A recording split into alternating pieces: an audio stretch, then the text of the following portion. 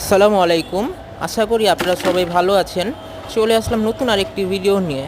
এই ভিডিওতে থাকছে ছাদ বাগানে টবে কিভাবে নারিকেল এর বীজ থেকে চারা তৈরি করা হয় তার সম্পূর্ণ পদ্ধতি।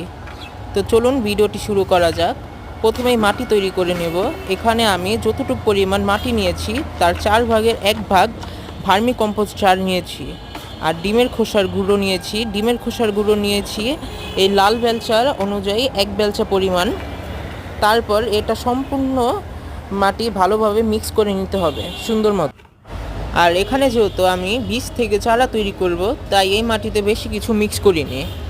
তো সবার প্রথমে আমি 14 ইঞ্চির একটি বালতি নিয়ে নিলাম।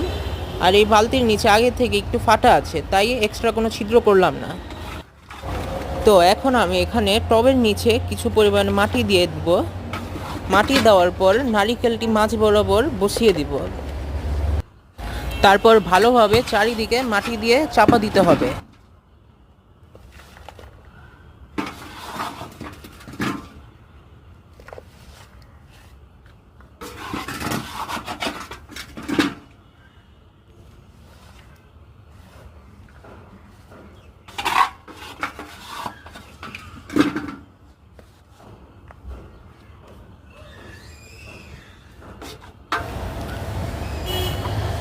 তো এখন সবুজ অংশ পর্যন্ত আমরা মাটি দিয়ে চাপা দিয়ে দিব।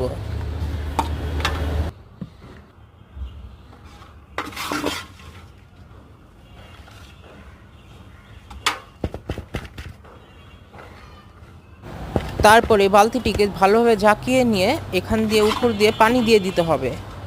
পানি দেওয়ার পর আমরা কিছুদিনের জন্য ছায়াযুক্ত স্থানে রেখে দিব, যতদিন না পর্যন্ত এর থেকে শিকড় বের হচ্ছে।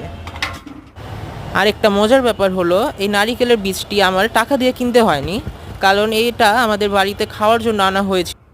কিন্তু কিছুদিন ঘরে রেখে দেওয়ার কারণে নিচ থেকে গাছ গজানো শুরু হয়েছে, তাই ভাবলাম এটিকে না খেয়ে টবে রোপণ করা যায়। এই পদ্ধতি ফলো করলে ইনশাল্লাহ আপনার বাগানেও নারিকেল গাছ গজাবে।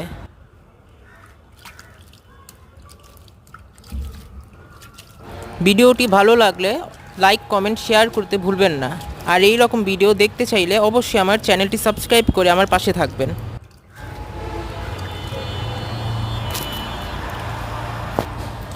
ভিডিওটি দেখার জন্য সবাইকে অসংখ্য অসংখ্য ধন্যবাদ।